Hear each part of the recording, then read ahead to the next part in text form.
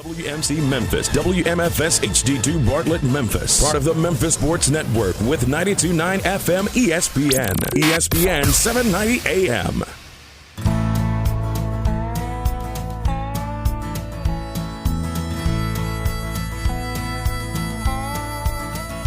Watch the sunrise, new day's dawning, and it's calling you and me. Where the mighty Mississippi flows by Memphis, Tennessee. We've got woodlands, fields, and water. Hey, there is no better way. You can find out all about it on Outdoors with Larry Ray. Make some time. Take the family, ask a friend, but don't delay. Listen up and learn about it all. Outdoors with Larry Ray. Listen up and learn about it all. Outdoors with Larry Ray. Good Saturday morning. Welcome to another edition of the award-winning Outdoors with Larry Ray on ESPN 790. Brought to you proudly by the Tennessee Wildlife Resource Agency, Gaston's White River Resort, and Barton Power Sports. Now, here's your host, Larry Ray. Hey, good Saturday morning. Welcome back to Outdoors with Larry Ray as we breeze into the last half hour of this show on October the 17th. And a good friend, Guy Trebo, who is the webmaster for LROutdoors.com. Morning. Yep. And we're going to talk a little bit on the next segment with Guy a lot about the website itself and some things that are coming up and changes, but it's hard to change something that's already good. But if you folks out there are looking for a webmaster, Guy Trebo is your man, and I will be glad to put you in touch with Guy. He's filling in for Frank Barton, who is over in South Carolina at the Master Nationals Retrievers with 915 dogs in competition over there in South Carolina. Let's talk right now about a big event that's coming up in Memphis on November the 1st. And one of our good friends that does so much for the city of Memphis, I don't know if anybody's maybe a bigger ambassador for outdoor events in Memphis, and Joe Royer and Outdoors Incorporated. And Joe has got a big event, Outdoors Incorporated. It's Outdoors Incorporated Cyclocross Memphis coming up on November the 1st. It's a 29th annual. It's the longest running cyclocross bicycle race in the United States. And not only do we have Joe on the air with us this morning, but we got the guy who designs the course, and that's Joel Glasgow. And we're going to talk to both of these. First, good morning, Joe.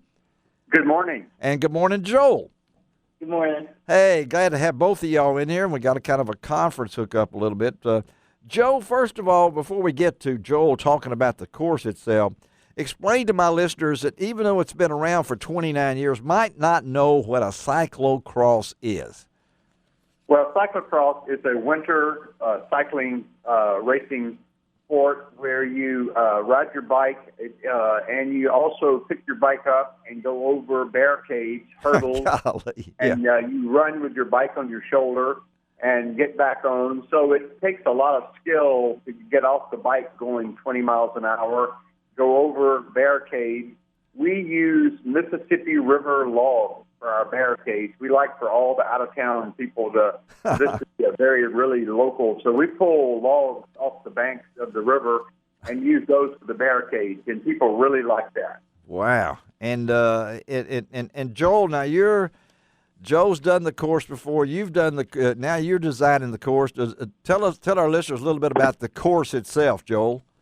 The course itself is normally about 1.5 miles long. Sometimes it's a little shorter, where it's 1.25 miles. But it's a good mix of kind of hard packed dirt, grass. There's definitely being down there in the Greenbelt Park. We kind of use the bluff some and go up and down, so there's a little bit of elevation change.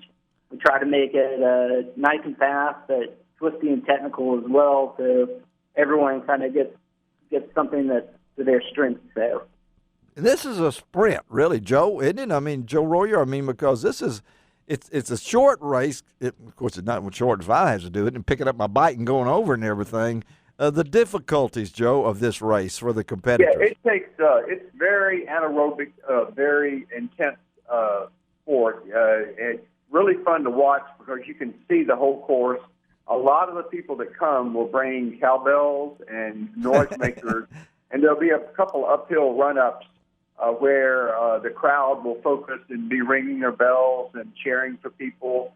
It requires winter cycling can be cold. Yeah. So these are designed not to be a real long event, about 45 minutes to 50-minute racing. And we'll have children, we'll have beginner, intermediate level cycling, and then we'll have people flying in from Denver, from Boston, from Kansas, from all over the U.S. to race in the Elite A Pro race.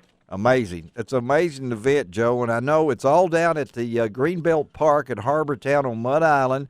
Registration's at 8 on November the 1st. That's Sunday, November the 1st. 9 a.m. is C race for children. So what ages are we talking about for children? We have little tricycle bikes with 50-yard dash. Yeah. For very, very young children. We have an intermediate children's race. It's all on kind of grass. Yeah. They can ride their bikes, but they don't have to go over the barricade. Uh-huh.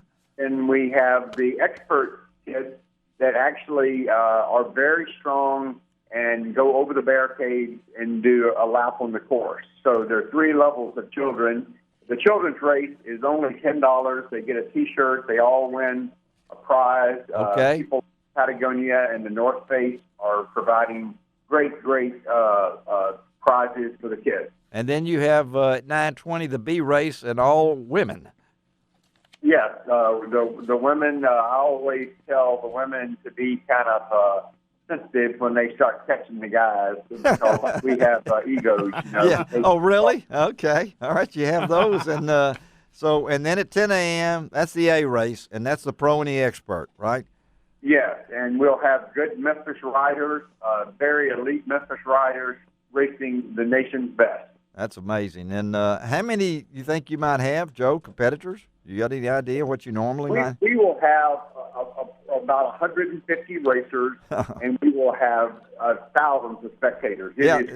Grab yourself a cup of coffee at Miss Cordelia's, walk across the street from Harbortown, bring your cowbell or your noisemaker. It's really fun to see these people race. It is. It's great for a crowd. I mean, started in France, right? Didn't you get this idea from France? Have you competed over there? This is a French sport that's old and retro, and it's it's the fastest aspect of cycling in the U.S. right now.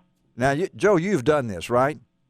Well, when I was younger, I did this. Okay. Now I'm a little bit more ride to the coffee shop and have coffee.